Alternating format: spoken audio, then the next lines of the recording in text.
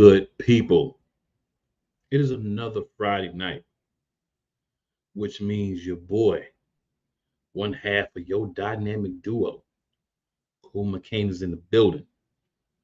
And you know what we're doing tonight? Bringing you breaking news, WNBA updates, and some other good information, including, some people may have been cut surprisingly from each organization, right? Because you have people that you think are going to make the team, and all of a sudden they don't. So we're bringing this to you, right? We're bringing this to you. We got week 0 and early week 1 reviews and picks, you know, as well as a few pieces of breaking news. So I believe that we're going to have a good show. As you can see, I am not joined, unfortunately, tonight by my co host, but that's okay. Because there's one man that'll be all right, and you looking at him. So before we go any further, before we really get into this thing any deeper, there's one thing we got to do. You know what that is?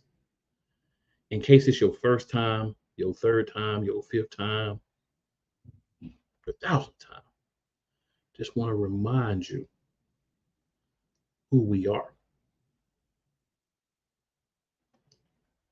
So here it is.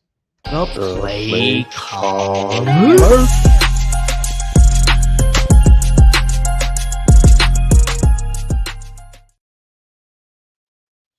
All right, check it. So we in the building. A lot of things we could talk about, but because of time, we're going to be wise with it here. But a couple of things happened that we definitely need to discuss. A couple of moves, well, a couple of extensions in the NFL. So number one, CeeDee Lamb, $136 million 4-year extension. It's going to get him paid $153.9 million over the next 5 years. That's something that makes sense because they're getting to pay him that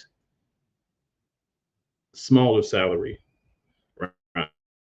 $8,750,000 this year.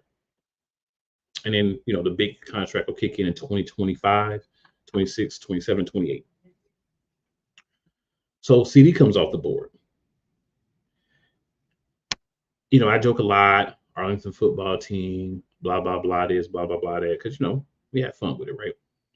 But one thing I'll say is this is huge for the Dallas Cowboys. And the reason this is huge for the Dallas Cowboys is this is a person that they needed to have. This is a person that they had to sign, right? We can say what we want, but CeeDee Lamb, right under Justin Jefferson for how much his per year is. But that does make sense because if you're talking about importance to the team, what is this offense without CeeDee Lamb? Right? Like, seriously, take CeeDee Lamb off this offense and what do you have? That's a good question, right? So Jerry Jones said he wasn't worried about it. CeeDee Lamb kind of, got a little upset with some of Jerry Jones' comments, but Jerry Jones always say crazy things. What's important, if you're a fan, is that even though he was saying crazy things, he wasn't necessarily acting on those same crazy things, right? So CeeDee gets the money, helps the team, instantly makes them more dangerous. The question for me is for CeeDee, he hasn't been participating in anything, right? So how long is it going to take him to get to be the CeeDee Lamb that we know?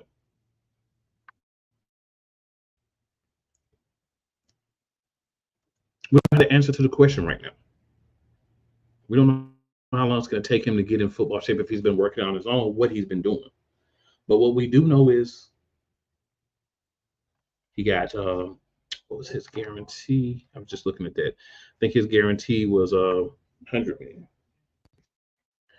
So that's important as well because the guaranteed money, you're going to get. His signing was I think the highest 36 million, I want to say. Do it signing. So a lot of good things have happened for him right now. CeeDee's deal getting done kind of precipitated another move. So after CD's deal, got done, we got news breaking. They believe the next day, if I remember correctly, another gentleman signed the contract.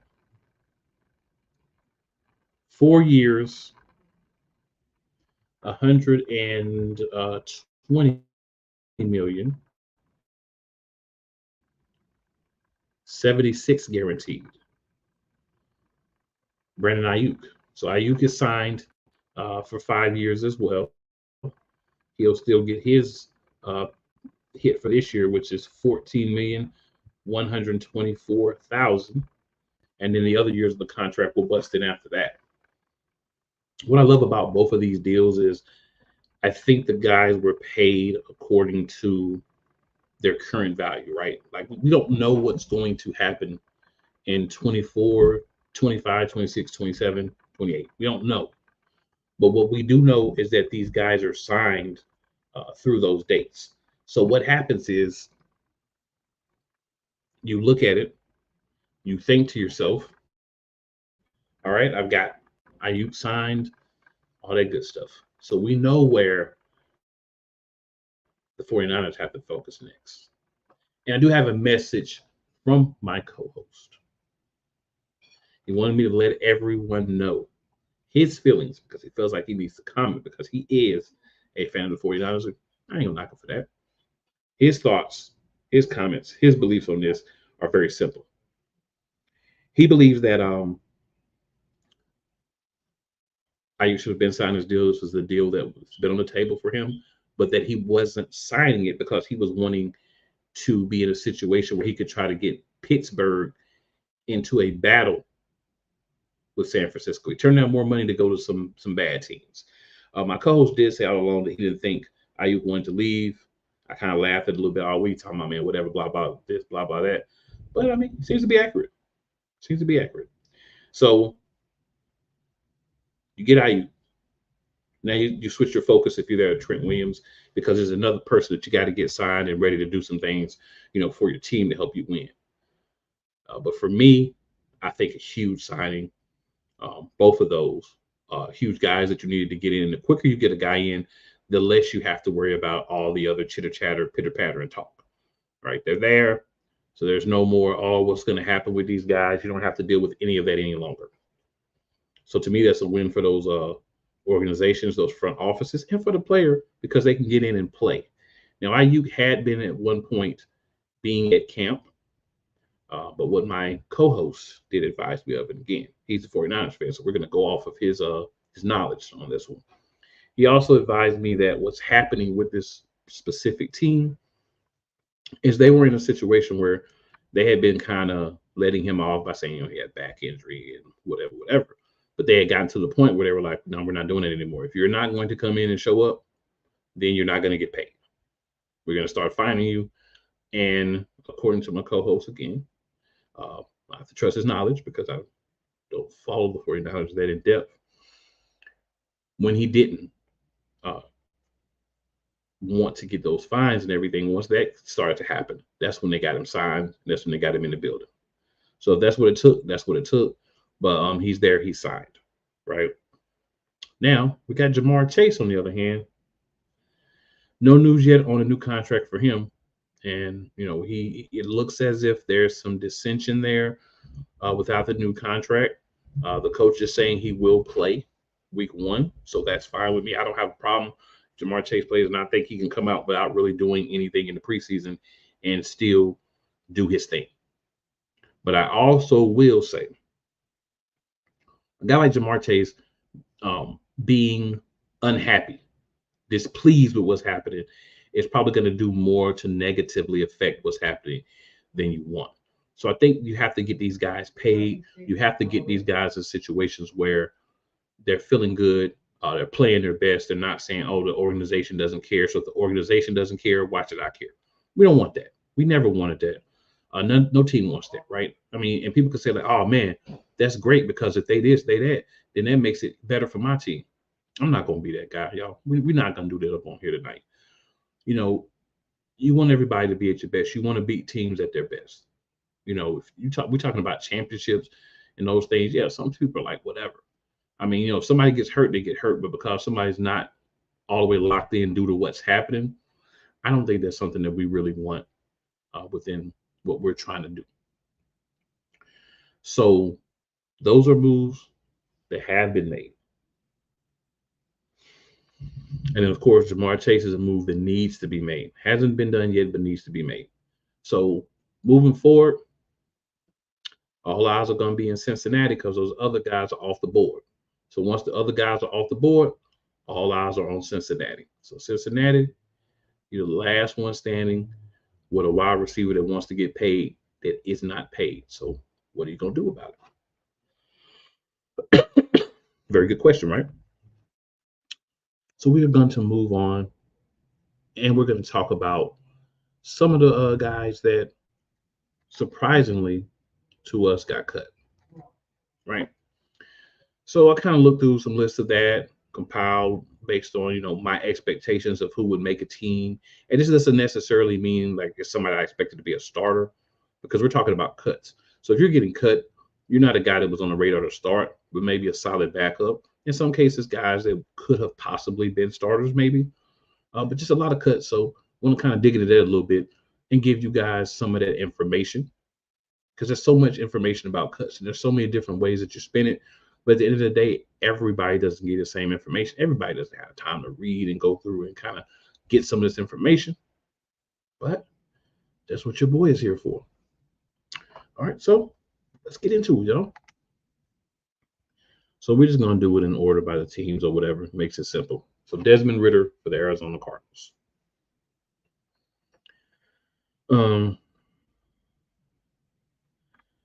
Ridder did look bad, but he's a guy that you already felt like that he could be your number 2. So he couldn't make it over what is that guy's name? Clayton Tune. He couldn't make it over Clayton Tune to be the backup. So with him not being able to perform, you don't really want to keep a guy even if you traded for him to be a number 3. So he didn't get the job done. He's out there if anybody wants to give him a look. So the Falcons cut Kevin King. He was picked 33 in the 2017 draft. He's been out of the league since 2021, but didn't quite make it there. The Falcons only kept 5 cornerbacks. He was the odd man out.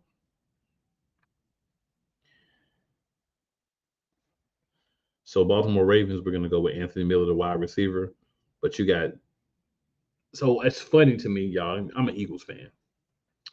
So the top 3 that they kept are Zay Flowers, Rashad Bateman, and Nelson Aguilar. But behind those guys, he was one of those bubble guys. You thought he would probably make it because of experience, but he didn't. It happens. It happens all over the place. And we'll go next to Bills, Lael Collins. Didn't perform well, but because of the name recognition and, of course, that guaranteed money. But he couldn't get a job done. When you don't get a job done, you don't make it. For the Panthers, this did surprise me when I saw it. Terrace Marshall Jr. was cut. He was a second-round pick. He did good at the end of the preseason. But I think when you look at what they had done, excuse me, he was a guy that was never going to make the roster after all the other moves they did at wide receiver. They tried to trade him. They couldn't find a partner. And when there's guys can't find a partner to try to trade, they get cut. For the Chicago Bears is Jake Curhan. He's an offensive tackle. The Bears even have injury problems up front. He played with the new OC Shane Waldron in Seattle for 3 years. Even with that, they elected to go with Doug Kramer a 6th-round pick in 2022 instead of Jake Curhan. They also have Matt Pryor on that team as well, so they had some other options and they went with those. For the Bengals, it's Jalen Davis. They're another team, 5 cornerbacks. A lot of these teams just kept 5 cornerbacks, and that kind of puts guys in bad situations because, let's be honest, if you're only keeping 5 cornerbacks, you're probably loading up somewhere else, but you're putting yourself in a difficult position from the initial depth chart. But that's what they did. He was called one of the best slot corners in the NFL. But hey, Mike Hilton has a starting spot. So been there 4 years. So I think he's a guy that probably will get picked up. But if he can't get picked up anywhere else, of course they'll probably take on the practice squad and just do the season elevation thing, which is something that a lot of teams are doing now. So for the Cleveland Browns, it's offensive lineman Jermaine Ifedi. They signed him in April. They'll probably hope to try to bring him back. He had been there starting left tackle, but he ended up getting cut. So, Browns wanted to go younger and do some other things. He didn't make the initial 53, but my guess is they'll probably be looking, of course, him as well to bring back. So the Cowboys is Viliami Fico Jr., a defensive lineman. He's a 4th-round pick last year. Long story short, he didn't do a lot in the regular season. He was a Dan Quinn DI. Dan Quinn's no longer there. So those things happen. Denver Broncos, Tim Patrick. He's missed the last 2 seasons because of injuries. They did his contract to make him like a vet minimum. I know I read about that earlier. But they did spend 2 draft picks on wide receivers. And he had a not so great start, but the final 2 weeks of training camp, he did pretty good. Did good against the Packers. But I guess it wasn't enough, or they felt like a youth movement. Again, they tried to find a trade partner. But when people know a lot of times, they just let you get cut, and in that way they can sign you, to however they want to sign you. And they were going with the youth movement too, so these things make sense. Tim Patrick's a guy I saw. I was like, man, shoot, I wouldn't mind having him for a 4th. You know what I'm saying? But salary caps and playing time, all this stuff makes a difference. All right, so the Detroit Lions, they cut Nate Sudfeld.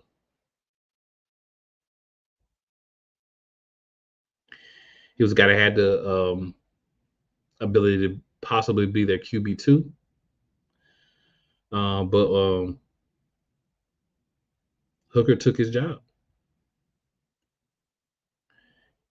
It's just what it is. If you don't come out there and play, somebody else is always waiting to take your job. So it's kind of a thing to these teams. Like, if you're a player, just go out and do your job every week. You always, it happens. Somebody's going to get cut, but go out there and just do your job the best you can every week and let the chips fall where they may. If you get cut, you get cut. It happens to everybody. There's nobody who's never been cut in their life. For the Green Bay Packers, Anders Carlson, the kicker. I'm not going to really spend a lot of time just saying it's a kicker that got cut.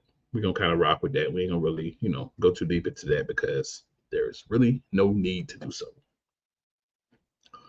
My man Daniel Berry Sports is in the comment. He says, hey, what up, Daniel? Appreciate you sliding through as always, man. You our guy, one of our consistent supporters, so we always appreciate that, man. Never have not appreciated such a thing. Yeah, so yeah, man, it's just been wild. So much, it's just been pretty crazy. Very excited to see where things are going. All right, so for the Houston Texans, and I think Desmond King, the cornerback. He was an all-pro defensive back. He was the lead nickelback last year. But Jalen Petrie starting to come along. Guys become, more flexible. Um, he's an 8-year vet. He'll find a home, I think, but yeah, it happens. The Colts, Evan Hole. He only played 8 snaps last year because of a torn MCL. He looked good this summer, but the Colts, I think, being honestly kind of smart, and nothing against Evan Hole, they kept Trey Sermon and Tyler Goodson. May have went with Hole over Goodson, but maybe they're hoping they can get Hole in the practice squad and kind of see how he, looks over time. Trey Sermon, I think, is a great pickup. He's a guy that I want the Eagles to keep, but we never would. We never did. But I think he's a good one because he's a bowling ball with feet type of back. He's not a guy you probably want to start and play every snap, but he's a guy that you can definitely get some quality play out of. You want those type of guys on your team. Depth is always important. So, hey, a lot of those guys end up landing, somewhere else. That's always a good thing. I think Evan Hole's a guy that practice squad, or otherwise he'll land somewhere else. And Trey Sermon, one that got away. So the Jags cut Terrell Edmonds. They've done a lot as far as their secondary, and that just kind of makes you expendable. But he won't be without a team for long if he hasn't already been signed, because someone's had to do research on him, so I didn't get a chance to kind of see what the updates are on these guys today. Kansas City Chiefs, Kadarius Toney.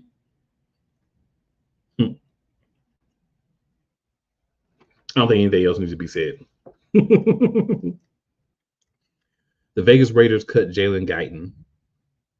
They added him as a depth piece. It didn't really work out.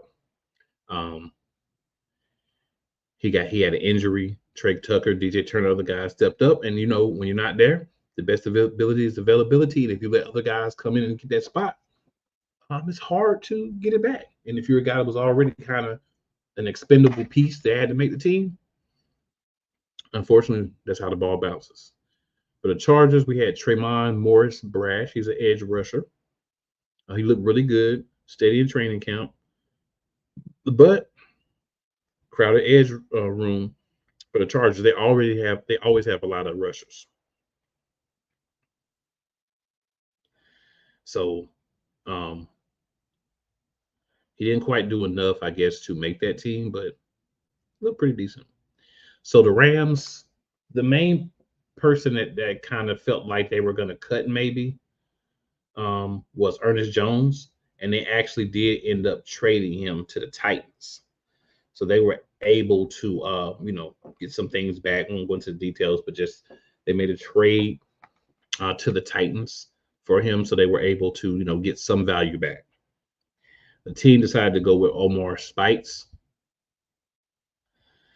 It's a cheaper player. The Rams are a team that's been up against the cap for a while, so sometimes you have to do what you have to do. So the Miami Dolphins cut one of my favorite named players. Mike White. I like Mike White for a while. Mike White's been a really good player. But did cut him, and I think he's a guy that probably should be playing over Skylar Thompson. But I mean, in camp, from everything I read, Skylar Thompson outplayed him, and that rookie contract always makes a difference. Another notable name that the Dolphins cut was Nick Needham, their cornerback. So 2 pieces that probably you may wish you had later on in the year are out there. Mike White's a guy that could slide in on a couple of teams that need a backup quarterback, veteran guy, and be good for him. All right, so the Vikings cut Keeney Nwangu. He looked like a guy that was going to make this roster, right? But injury problems, he was a third string running back for most of camp as well. But, these teams are doing something Not sure what sometimes, but that's what they're doing. So it is what it is. They'll have to fill 2 spots, getting rid of 1 player. New England Patriots cut running back Kevin Harris. Looked like he would be the number 3 again most of camp. So they went with Ramondre Stevenson, Antonio Gibson, and Jermichael Hasty. Harris, they're probably thinking they can get back on the practice squad. For the Saints, their punter Lou Headley. I'm just gonna say Matthew Hayball is their punter right now, and that's that. New York Giants cut Miles Boykin. Their coach said this situation is still fluid, so they might be making some moves and everything. But Boykin is a guy who good on special teams, but he wasn't in a position where he was going to be guaranteed a roster spot, and especially on a team like the Giants, who've had some difficulty. They just decided to go with a different group of guys like Isaiah Hodgkins, who was also cut, but they kept some other guys, and that's what it is. So things happen. The New York Jets cut Jalen Key, their safety. It's kind of weird for me that Brad Guyan is Mr. Relevant. Doesn't get claimed. I'm sure he'll be back on the Jets home waivers, but it looks like they only kept like 4 safeties. So that's a little questionable. So for my Philadelphia Eagles, Dylan McMahon was waived. He's the first player that we've drafted since 2020 that didn't make the 53-man roster. But the truth is, he's on the practice squad. I know that he's on the practice squad for us, so he needs some more time to develop. I actually saw his press conference as well, and he was talking about how he's going to work, get better, and try to be in a different situation next year. The Steelers cut Des Fitzpatrick, wide receiver. He was a practice squad guy, did really well last year.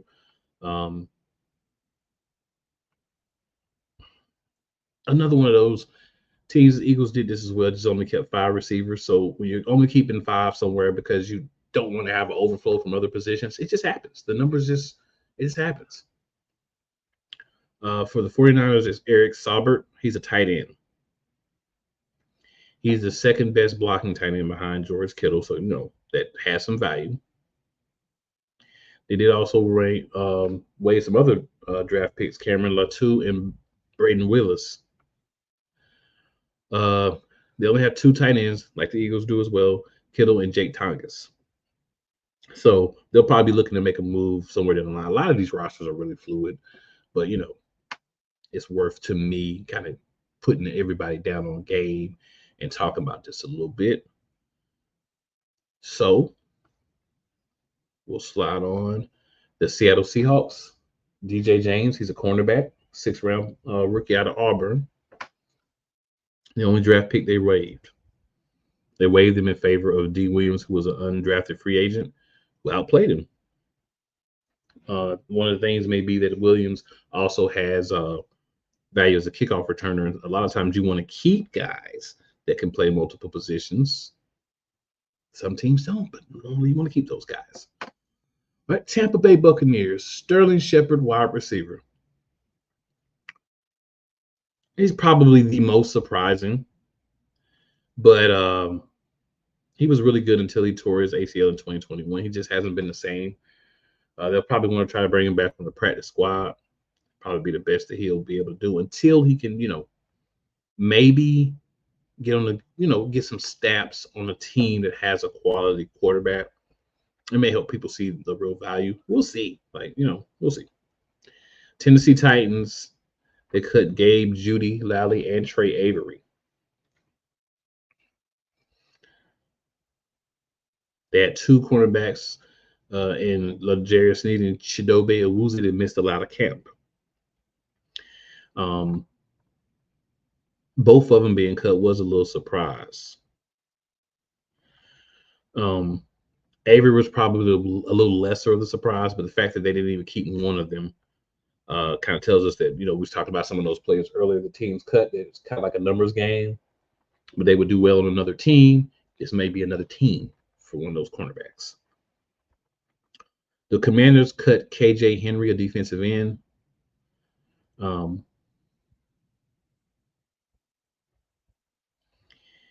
They had a 5-member 2023 draft class.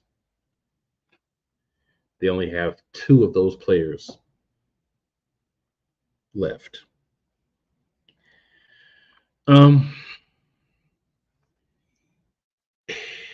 For the Commanders, I'm gonna say this. When I look at the Commanders, I think a lot of these guys that they're getting rid of is one of those situations where they're really saying, man, the last regime didn't do a good job. The last coaching staff didn't develop well. So in order for us to be able to move forward and build this team, some of these guys have to go. Not necessarily meaning they're bad players.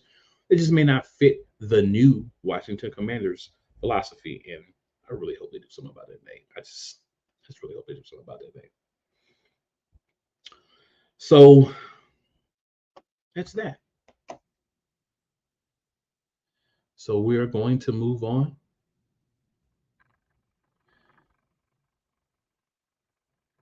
And before we do that, we're going to hit you with a commercial break. And we're going to come back. We got some more things to talk about. Let's go. Hey, Eagles fan. Join my man Cool McCain and a host of others as they break down every single game, every single week in an objective manner, and also from a fan's perspective as well. Remember, this cast feels just like you. Nobody likes you. And you don't care. Fly, Eagles, fly. Eagles Elite Podcast. Every Wednesday at 8:30 p.m. Eastern on YouTube and other podcast outlets.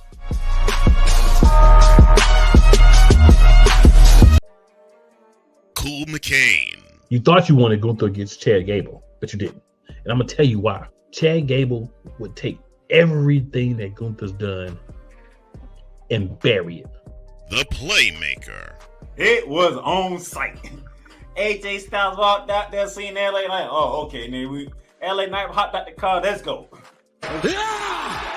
Break down everything in TNA, AEW, and all of the WWE programming. Join these two kings, monarchs of wrestling, live every Monday at 6:30 p.m. Eastern, 5:30 p.m. Central on the PlayCallers Sports Talk YouTube channel.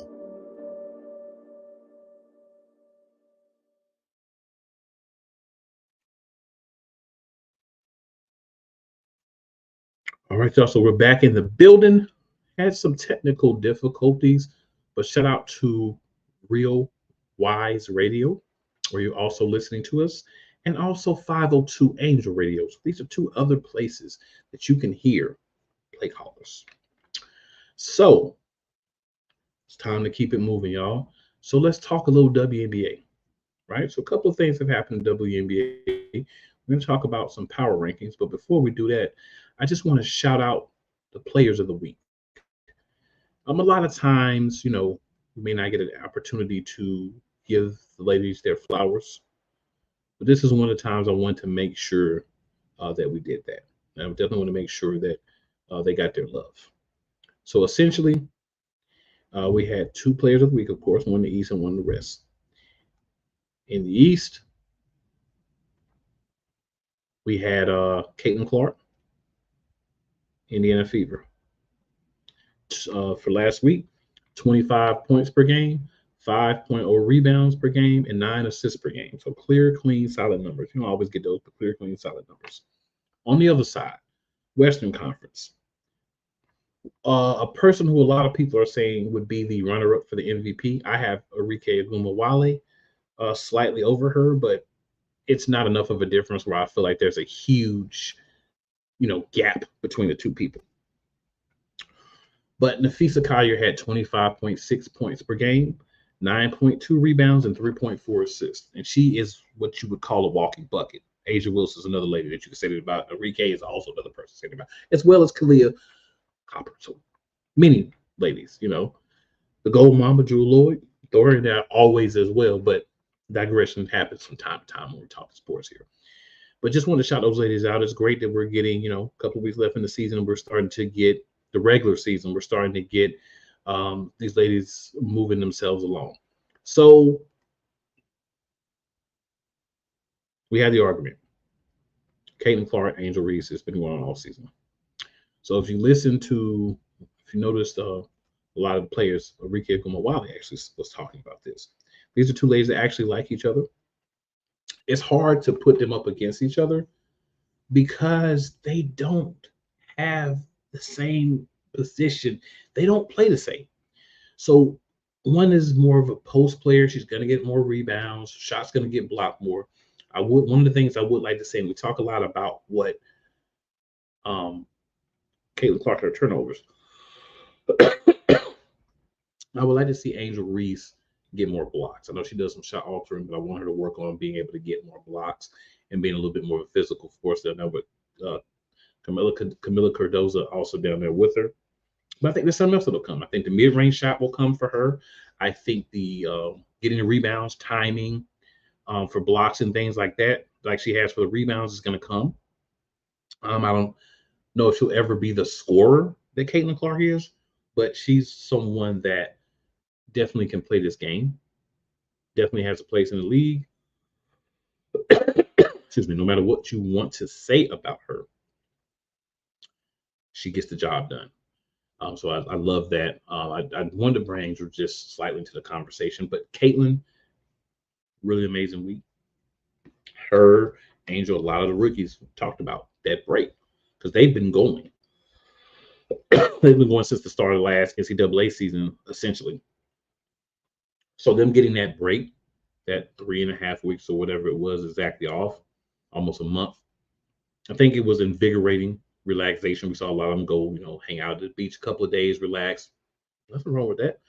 Just enjoying that time off and being able to recharge and just enjoy things a little bit. So glad they got to do that. And all the other women that weren't on the USA Women's National Basketball team also got that same opportunity. So happy for all the women that got that opportunity to just kind of chill, enjoy, get back into the season now. And we're going to see how things fall here at the end. But one more thing, we're just going to do some power rankings here for the WNBA. Not as many teams, so this power ranking won't take too long. So 3 teams have already clinched. Of course, the women's team brought home the gold medal, 8 straight won. So congratulations for that. But now it's time to get back to the league. Now, will Olympic fatigue make an appearance? We don't know, but I do know this. The team's coach was smart enough to really play everybody, to give people breaks. So a lot of people didn't have to play like 2/3 of the game, 3/4 of the game as much. They were able to rotate people in, give people opportunities. And some people played more than others, but this is how it goes. But we got 3 teams that made the playoffs already. That's the New York Liberty, the Connecticut Sun, and the Minnesota Lynx. And speaking of Minnesota Lynx, Maya Moore's number was retired. Shout out to Maya Moore. Maya Moore, and I echo my man Playmaker, my dude Wise, and so many other people. What Maya Moore did in the time that she played is phenomenal. Had she played 3 to 4 more years, there wouldn't be a GOAT conversation for WNBA players. Maya Moore was that lady. But there's a young lady named Juju that's going to be in the league next year, or actually, I think in 2 years. And her, oh boy, she's going to change things. right? There's some other ladies coming to Paige Bickers is another one who I think is going to be really good in the league because of how she plays. You put her around better talent, I think her game looks better. Um, so I think she's another one's going to be good when she gets there. But man, that Juju, just watch out for her. When she gets here, things going to change. To me, Juju is just a phenomenal player, and when she makes that jump, whoever gets hurt, that's going to change the fortunes of that organization. But the New York Liberty are number one in the power rankings at 25-5, top team. Nothing really to say about that, right? It is what it is. Brianna Stewart, she does her thing. Sabrina Ionescu, she does her thing. Jacko Jones, so many weapons on this team. Congratulations, do your thing. And number two, we got the Connecticut Sun. Another team is doing well, playing well. I love to see it. DeJounte Carrington, one of their major players. Alyssa Thomas, another one. They also got Marina Mabry. So that helps them as well. So this team got a little bit more 3-point shooting. She shoots 40 from 3. So that's just going to make them even better. And then, of course, we talk about the Minnesota Lynx. That conversation starts and ends with Nafisa Collier. Now they did get Maisha Hines Allen on a trade from the Mystics, so that's going to help them be even better, right? She's another person. She's coming in. She's going to be on the second unit. She plays good defensively. She's going to make that team really good. So excited for them as well. We go to fourth. We got the Seattle Storm. So Seattle Storm, we already know. They signed Gabby Williams for the rest of the season.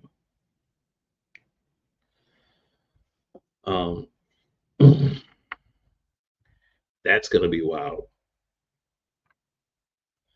You think about they already have Nneka Agumake, Jewel Lloyd, Ezzie McBigger, who was on the Olympic team for Australia, who won the bronze medal, and Skylar Diggins-Smith, as well as Jewel Lloyd. This team, this Storm team, I may have said Jewel Lloyd already, but man, Jewel Lloyd she's one of those ladies, when you put her on a team and she's the focus, she destroys it. But when she needs to step back and let others get theirs, she still can get hers, but allow the team to win. So that's why it's a big change, a lot of new faces there. So her role has changed to being more of a team player now and not as much as a dominant scorer every night. But she still gets the job done, and she's still just as cold as she always was. And number 5, we got the Las Vegas Aces. I've said this, a lot of people do not agree with me, and that's okay. But Aja Wilson, of course, best player in the world, and that's not what I'm talking about in women's college and women's professional basketball. But I think that 4 of their 5 ladies being on the Olympic team is part of it. But I also think if you look at the season, they just don't seem as locked in. And some people say, oh, it's because of this, because of that. Well, part of it could be you're the defending 2-time champions. You're a good enough team where you're going to make the playoffs. So you kind of feel like you're in a sense kind of cruising, right? Because right now they're 18-11. So they're kind of cruising through. They may not be as a team playing as hard as they could every night and sacrificing their bodies like they could, lose balls, everything else. And then 4 to 5 starters on the Olympic team again. So, and they play heavy minutes. So, I don't know. We'll see if that factors into it or not. But they are definitely a team that you want to be worried about, right? Because once they hit those playoffs, I feel like we're going to get that team we've been seeing the last few years, whatever spot they're in. All right, 6 in the power rankings, the Indiana Fever. And we know you talk about the Indiana Fever, you're going to talk about Caitlin Clark. That's fine, and you should. But you should also talk about Aaliyah Boston, and Kelsey Mitchell, because that triple threat of those three ladies is what's elevating this team. No knock on anybody else. No, not trying to take anything away from Caitlin Clark. I am just simply stating having Boston kind of wake up, get acclimated to this new system, as well as Kelsey Mitchell getting back doing her thing, that has made things a lot better. And this is a team, if all three of those ladies are playing like they're playing now, a three-headed monster, a triple threat, it's going to be more difficult to beat them. And there's some people that's going to always give Caitlin all the credit, and there is nothing wrong with those people if that's how they feel. But if you're really watching, you're seeing it is a team thing, but Clark is a big piece of it. I'm not going to try to knock that or take that away. But because she has the big with her and Kelsey, who's kind of like someone who shoots but plays kind of like a forward as well, it kind of covers the three things. You need a big, you need a wing player, and then you need that point guard. And they have all three of those things, so that's why they're looking really strong. All right, and then number 7 at 16 and 14. And again, this is power rankings, not rankings. The Phoenix Mercury. Kalia Copper. She didn't play as much as she probably could have. But she did play a decent amount, right? Diana Taurasi was also there, of course. And, another lady you might have heard of that was there, Brittany Griner. So, they had some players there as well. Monique Billings is now there. She was signed off waivers. They acquired Clara Lundquist because they had some injuries. So Phoenix is a team that should make the playoffs. There shouldn't be an issue with that. But it's just going to be a matter of what they do once they're, in the playoffs and how far Kalia can take them, because she's going to be the main piece. Monique Billings, former member of the Atlanta Dream, so I know a lot about her. She's going to make them better for sure, and she's going to be able to help out in some areas they may need it. But this team goes where Kalia takes it. That's just what it is. And number 8 on the power rankings, 11-18, we have the Chicago Sky. Angel Reese is the person that we're going to talk about when we talk about the Chicago Sky. But Shanae Carter, you better give her some respect, because Shanae is balling on the team as well. I'm not going to continue to name people because I don't want to miss anybody. But that's just 2 people that I know are getting it done for this team.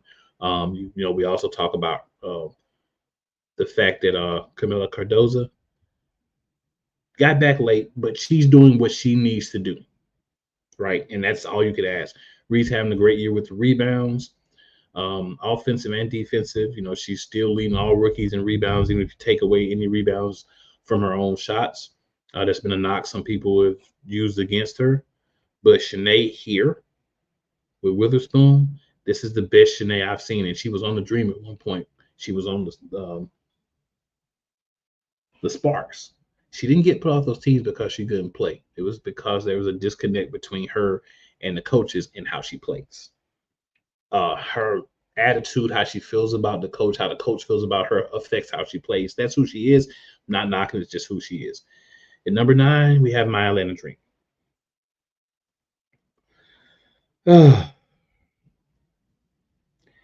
So Ryan Howard got back after the Olympics.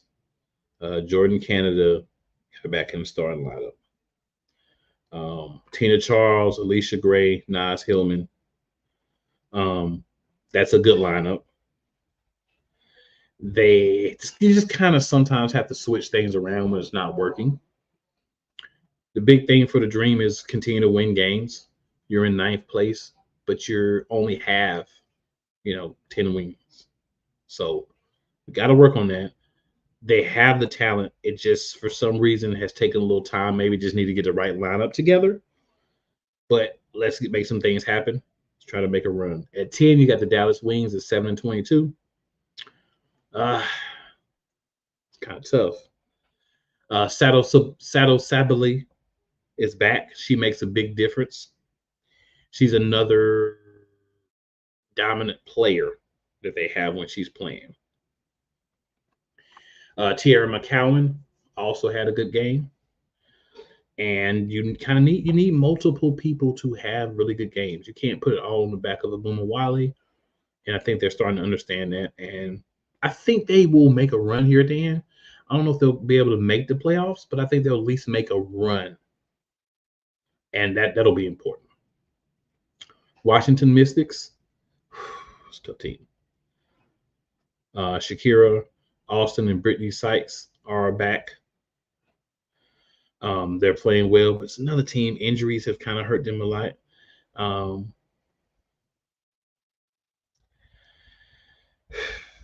Man, what could have been? That's what I'm gonna say about this team. What could have been? People, I think you need women to be healthy and to be their best to come out and play and really give their all for their team. And I think the Mystics are better than their record has been, but they'll get the opportunity next year to show. So unfortunately, injuries will derail you. And then bringing up the rear, the Los Angeles Sparks is 6-24.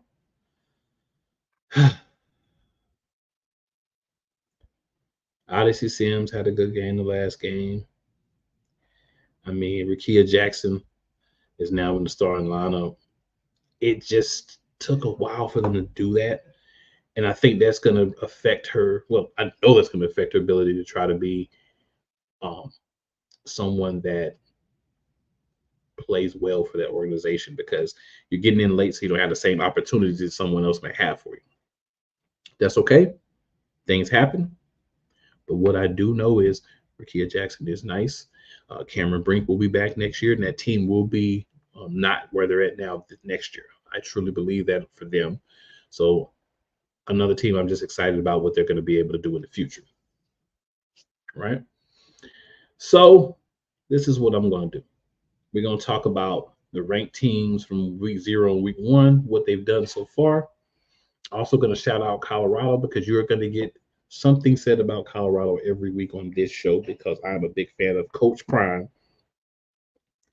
and what he's doing for those kids.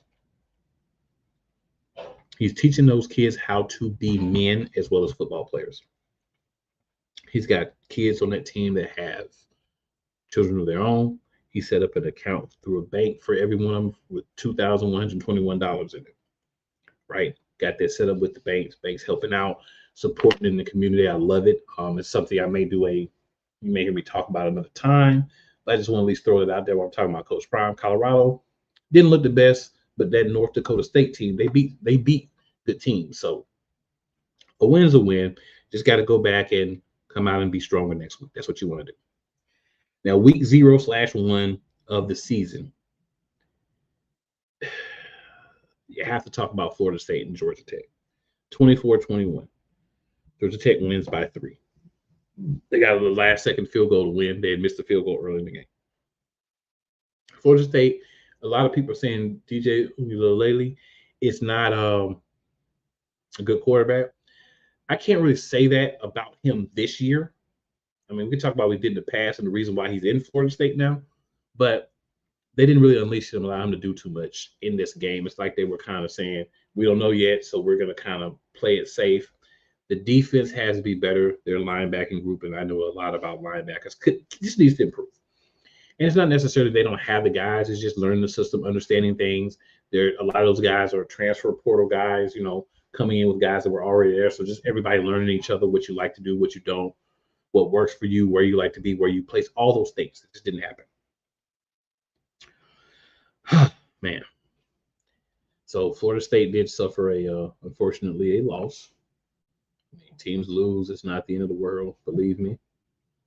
But Florida State definitely did lose, and it definitely was not what was wanted. Georgia State 5-0 under their current head coach against ranked teams. So that's something that this is not the first time that they've ever done it. So not surprised that happened at all. Shout out to them for handling things and doing what you're supposed to do, which is win games. All right, so continuing, and that was a number 10 game. So continuing through here, Sorry, guys. It's had to switch things up here for a second. Was on one site, but it wasn't giving me the rest of the week zero information. So I'm tempted to switch somewhere where I can see that week zero information in the top 25. Gotta love it. Gotta love it. Gotta love it. All right. So even though the week started earlier, here we go. All right. So other top 25 games that have happened. We had Missouri beat Murray State 51-0. I won't do it. 51-0. And then we had Utah beat Southern Utah 49-0. And I want to say something. Both of those games, 28 points in one quarter, 7 in the other in the first half. The only difference is Missouri had 10-6 in the second half. Utah only had 7-7, so that's why it's 2 more points. But yeah, both expected games. I'm not going to sit here and spend a lot of time on games that we expected to have happen. What happened? Number 22 Kansas beat Lindenwood, who if someone had to tell me where it was at, I didn't even know where it was at. 48-3. So Lindenwood got on the board late in the fourth. They got on the board in the fourth, so they did their thing. They didn't get blanked, but that's all they had. All right, then we had number 24 NC State beat Western Carolina 38-21. So this was kind of a game. At halftime it was 14-14. After the third quarter it was 21-17. But then the fourth quarter, NC State kind of came alive, let's say, and finished things. All right, so now we're going to pick your top 25 games that we're going to have the rest of the week. And I believe we have one going on now, and that's Oklahoma at Temple. I'm definitely going with Oklahoma. They are winning pretty handily as of now, but I was going to go with them either way. All right, so then we have number 1 Georgia hosting number 14 Clemson, Mercedes-Benz Stadium in the ATL. Whew. Gotta go Georgia. I gotta go Georgia. I am gonna echo Nick Saban. Until somebody besides Alabama can beat Georgia, if they're not playing Alabama, you gotta go Georgia. And that's what it is. I think Clemson has an opportunity to make this a statement loss, but I don't think they're going to win this game. All right, then we have number 8, Penn State visiting Morgantown, West Virginia to play West Virginia. I'm going to go Penn State in this game. Definitely going to go Penn State, but I want you to know this is a tight game. I think West Virginia is better than they're going to get credit for. Yeah, they might go out there and lose by 30 points and make me look bad, but I think they have a possibility to hang in at least. I don't think they're going to win. But there are statement losses when you're unranked and you're playing the top 10 team, right? There are. Or you're 14th and you're playing the number 1 team. All right, number 25, Iowa hosts Illinois State at Kinnick Stadium, Iowa City, Iowa. Definitely going to go Iowa over Illinois State. This should be a pretty smooth win for Iowa State. That's where we're going to go with this year. Pretty smooth win. I'm not going to go with a beat down in this. Pretty smooth win. All right, then we have Tennessee hosting Chattanooga, Knoxville, Tennessee, Neyland Stadium. If Tennessee loses to Chattanooga, I'll cut all my hair off. I'm just kidding. I'll eat 2 salads next week or so. But yeah, Tennessee should win that game pretty handily. Then we have number 17, Oklahoma State at South Dakota State. Gonna go Oklahoma State in that game. South Dakota State isn't North Dakota State. Trust me. Then we have number 2, Ohio State. And this is a 3:30 p.m. game. I have not been giving you the times. Oklahoma State, South Dakota State is a 2 p.m. game. Tennessee has a 12:45 game. Iowa has a 12 noon. West Virginia, Penn State is 12 noon. Clemson and Georgia is 12 noon, so that's going to be a game to watch. So, yeah, I want to make sure you guys have that information as well. My bad, y'all. All right. Definitely going Ohio State over Akron. We got number 4 Texas versus Colorado State. Definitely going Texas. That's 3:30 p.m. on ESPN. Akron, Ohio State is 3:30 p.m. on CBS and Paramount Plus. Now, the game of the week for me, right? Number 19, Miami. Going to Ben Hill Griffin Stadium in Gainesville, Florida. 3:30 p.m. on ABC and ESPN Plus. The Hurricanes and the Florida Gators. I'm a Miami fan, right? I'm going to say this. I'm going to pick my team to win, but if we lose this game, I would not be shocked. You hear a lot of the U is back every year. I haven't heard it as much this year, but I have heard a lot of people praising the team and saying this and saying that. My goal is to go out for my Miami team, and just put together a good, strong, solid, full game and win. But again, if we lose to Florida, it's more of the disappointment that they've been giving us the last 20 years or so. So I'm going to pick my team, go Miami. I hope we come out with a win, but I can guarantee you win, lose, or draw, your boy will be locked into that. Give us something, man. Just give us something, man. Just give us something. All right, 7 p.m. ESPN, Bryant-Denny Stadium in Tuscaloosa, Alabama. We got Western Kentucky versus number 5, Alabama. 7 p.m. ESPN Plus, SEC Network Plus, at Vaught Hemingway Stadium in Oxford, Mississippi. Number 6, Ole Miss hosts Furman. That's Ole Miss. 7 p.m. ESPN Plus.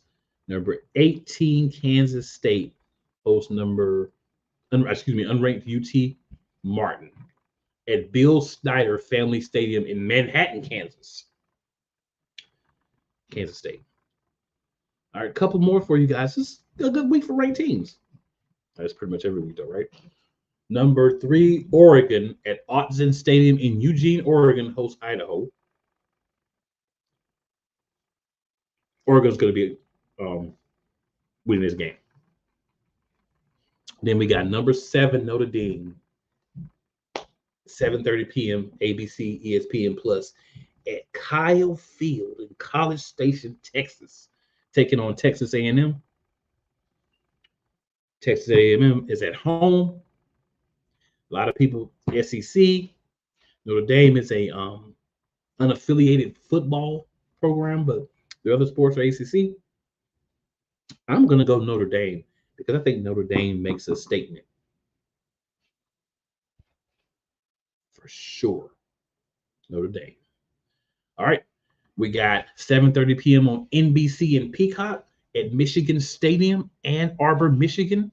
The Michigan Wolverines host Fresno State. The Michigan Wolverines should win this game handily. If they don't, then it says a lot about where Michigan's headed without Harbaugh as their coach. At 10:30 p.m. on ESPN, New Mexico travels to number 21 Arizona, the Arizona Stadium in Tucson, Arizona, to lose a game to Arizona. All right, then Sunday, September 1st, because this is the week before NFL, so they try to slide a Sunday-Monday game in for us. Sunday, September 1st, number 23 USC travels to Allegiant Stadium, Las Vegas, Nevada, to play who is being billed as the home team, the LSU.